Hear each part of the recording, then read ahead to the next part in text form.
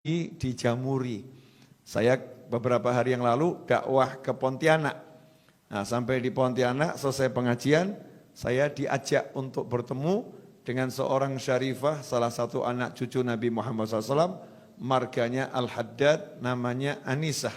Ya, Syarifah Anisah. Umurnya belum panjang, baru 106 tahun. Ya, baru 106 tahun. Kemudian wajahnya enggak tampak lelah. Baru beberapa puluh tahun tidak bisa tidur malam. Jadi bahasanya itu halus. Saya kalau malam tidak bisa tidur. Mirip sama ibu-ibu kalau lagi enggak bisa tidur gitu ya. Udah 5 hari saya enggak bisa tidur. Tapi ngapain? Nonton sinetron. Ya, baca komik. Lihat tayangan-tayangan yang ada di media sosial, sibuk lihat TikTok, IG dan lain sebagainya. Kenapa nggak bisa tidur, cari tidur? Kalau Syarifah Anisah ini lain, sekian puluh tahun nggak bisa tidur, itu kalau dari jam 9 sampai kurang lebih jam 1, itu zikir. Jam 1 sampai subuh, sholat. Mirip ya. Setelah itu habis subuh matahari terbit, tidur. Ya, jam berapa bangunnya? Kalau kita balas dendam, jam 2, jam 1 baru bangun. Syarifah Anisah enggak, jam 9 sudah bangun. Ngapain? Sholat duha. Tidur lagi kapan? Yaitu nanti habis subuh. Nah, apa yang dilakukan oleh beliau? Beliau kumpulkan biji-bijian, ditaruh di satu tempat yang besar sebesar rebana ini. Yaitu biji-bijian dari kelengkeng, dari duku ya dikumpulkan. Nah, kemudian diambil 2 wadah, yang satu isi biji-bijian, yang satu kosong. Jam 9 itu duduk nyantai, duduk atahiyat akhir di sejadahnya. Jadi di sajadahnya, saya buktikan saya duduk sama beliau 1,5 jam, posisi kakinya enggak berubah.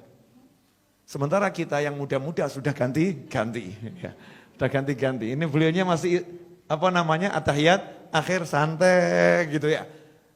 Kemudian yang dibaca apa zikirnya? 1 istiqomah, surat Al-Ikhlas. Bismillahirrahmanirrahim, qul huwallahu ahad. Sampai selesai, kemudian ditaruh di tempat yang kosong. Terus begitu, sampai pindah semua.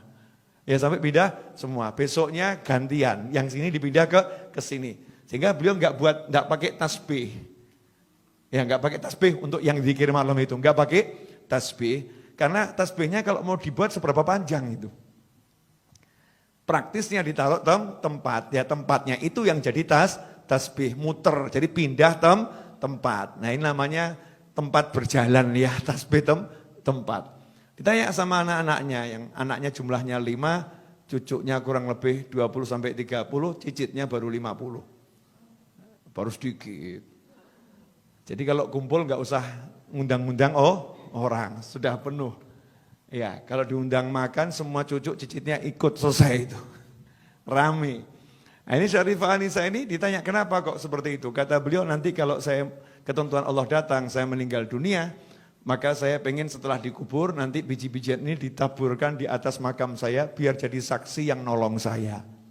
Tapi ini kata saya loh ya, menurut saya, kalau menurut Allah nggak tahu lagi. Masih tawadhu seperti itu. Ya, masih seperti itu. Kemudian sholat malam hanya 10 rakaat.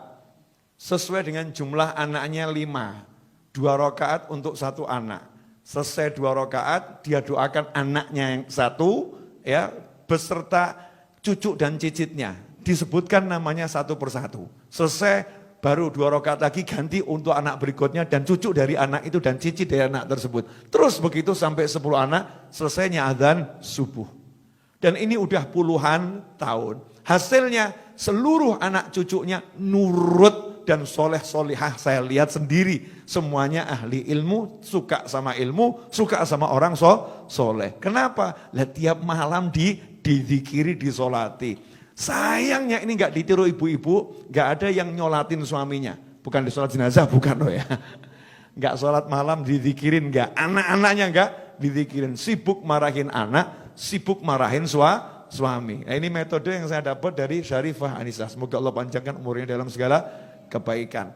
Kemudian saat saya nanya, minta apa, pengennya apa? Cuman 2 hal.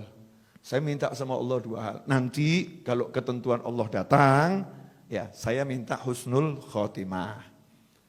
Saya bilang, panjang umur apa jeda, Umi panjang umur. Jawabannya umur saya udah panjang. Sudah lama saya tinggal di dunia. Nah, terus minta apa lagi? Keren tuh jawabannya. Saya banyak baca Al-Quran, banyak baca Al-Ikhlas. Minta sama Allah satu hal. Malaikat Israel itu kan nanti yang ngurusin pencabutan nyawa saya. Itu kan ditugaskan sama Allah. Ya dia ditugaskan sama Allah, tapi dia kan hamba Allah. Saya bilang sama Allah, ya Allah aku minta satu. Nanti kalau Israel datang menjemput aku, dia harus sopan sama aku. Gak boleh sembarang masuk, harus salam dulu sama aku. Masya Allah keren ya, perempuan bener ya. Jangan sembarang masuk, salam dulu. Minta sama Allah malaikatnya disuruh salam dulu, gak sembarang masuk. Ini nunjukkan kalau wanita yang solihah ya, punya sesuatu di sisi Allah subhanahu wa ta'ala. Karena memang punya persiapan, jadi udah persiapkan, nanti dikubur ada Al-Ikhlasnya. Ya, ngadepi Israel ada Al-Qurannya. Kalau ada orang meninggal dunia baru dikabari, ada warga kampung meninggal